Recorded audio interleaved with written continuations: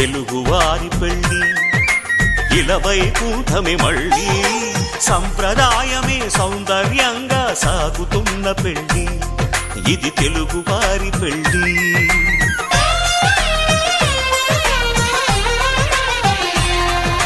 తెలుగువారి పెళ్ళి ఇలవైకుంఠమే మళ్ళీ సంప్రదాయమే సౌందర్యంగా సాగుతున్న పెళ్ళి ఇది తెలుగువారి పెళ్ళి ఒకరికి ఒకరని అనుకుంటే అదే నిశ్చితార్థం ఆ నిర్ణయానికి తలవంచడమే పెళ్లి అంతరార్థం శతమానం భవతి అంటుంది శ్రావణ మాసం శ్రావణ మాసం శ్రావణ మాసం తెలుగువారి పెళ్ళి ఇలవైకుంఠమే మళ్ళీ